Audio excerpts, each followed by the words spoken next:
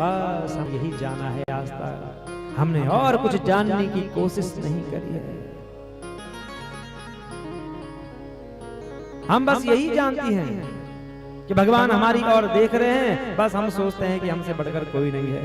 उस वेणु को देखो, पुरुष जाति का होने पर भी देखो भगवान कैसे अपने सीने से लगा कर रखते हैं, अपने जो है पलकों का पंखा झलाते हैं, और सबसे बड़ी बात तो ये कि अपने अधरों से लगा करके रखते हैं।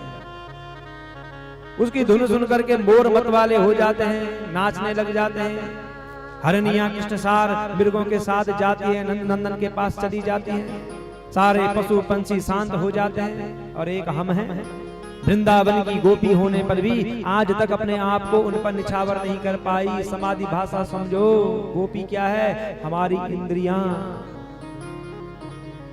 हमारी इंद्रियां, आंख, नाक, कान, जिह्वा, ये कह रही है कि धिक्कार है हमारे लिए। हमने केवल संसार को देखा, हमने केवल संसार की बातों को सुना, हमने केवल जो है कि नाना प्रकार के भोजनों की ही सुगंध ली, नाना प्रकार के भोजनों को ही हमने जो प्राप्त किया, पर हमने अपने आप को आत्मा में बैठे हुए श्री कृष्ण में नहीं लगाया। यह समाधि भाषा भागवत जी की समझने वाली बात है। ये धिक्कार है हमारे लिए, हमारे ये जीवन ऐसे ही चले जाएगा। अब गोपियों ने संकल्प किया कि चाहे कुछ भी हो, हम भगवान श्री कृष्ण को प्राप्त करके रहेंगे। और क्या करती हैं? हेमंत ऋतु के पहले महीने यानी कि मार्गशीर्ष में सारी गोपियों ने यमुना जी में स्नान किया, वस्त्र आभूषण पहने और सुंदर भगवती कात्यायनी देवी का पूजन करते हैं। बोलो कात्यायनी जगदम्बे की जय। सुंदर पूजन करती हैं और क्या मांगती हैं भगवती से? कात्यायनी महामाये महायोगिन्यधीश्वरी नंद गोसुतम देवी पति में कुरे नमः। आप एकमात्र सबकी माँ हैं, स्वामिनी हैं। हम यही चाहते हैं कि नंद नंदन श्री कृष्ण हमारे पति बन जाए, नंद का छोरा हमारा हो जाए माँ, बस हम यही मांगती हैं। गोपियां प्रतिदिन भगवान श्री कृष्ण का नाम लेती हैं, गंगा जी में यमुना जी में स्नान करती हैं और भगवती का पूजन करती हैं। एक दिन नग्न होकर के स्नान कर रही थी, भगवान ने वस्त्र छिपा दिए। गोपियां जैसे देखा वस्त्र नहीं है, देखा कदम्ब के वृक्ष में बैठा हुआ है। गोपियां कहती हैं हमारे वस्त्र दे दो, हमारे वस्त्र दे दो। योगेश्वर ऐसा मत करो हमारे साथ, हमारे वस्त्रों को दे दो। भगवान हंसते हुए कहते हैं अगर वस्त्र चाहिए तो आओ और ले जाओ। गोपियां कहती हैं कृष्ण ऐसी अनीति की बातें मत बोलो, तुम धर्म के मर्म को जानते हो, हमें कष्ट मत दो, हमारे वस्त्र दे दो। भगवान कृष्ण कहते हैं कि अच्छा, एक तरफ तो तुम हमको अपना स्वामी समझती हो, एक तरफ तो तुम कहती हो कि हम तुम्हारी दासी हैं, और दूसरे में तुम हमारी आज्ञा का पालन नहीं कर रही हो। वस्त्र चाहे तो मेरे पास आओ और वस्त्रों को ले जाओ। गोपियां ठंड से ठिठुर रही थी।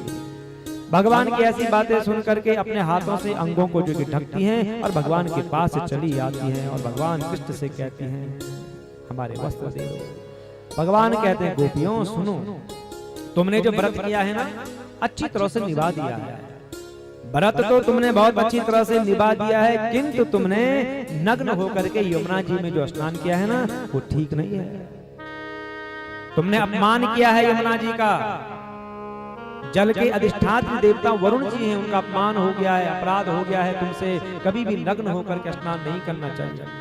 अब ऐसा करो, इस अपराध की जो एक पश्चाताप करो, क्षमा याचना करो, हाथ जोड़ो और क्षमा याचना करो, अपने वस्त्रों को ले जाओ। गोपियों ने वैसे ही किया, क्षमा याचना करी और भगवान उनके वस्त्रों को दे देते हैं। यह चीरहरण, भगवान ने उस मन को हरण किया है जिस मन में यह है कि हमको देखने वाला कोई नहीं है। उस मन का हरण किया, और जब ये मन हर जाता है हमें देखने वाला कोई नहीं है, तो तब जीव जो है कि शुद्ध हो जाता है, वो हर कार्य को सोच समझ करके करता है।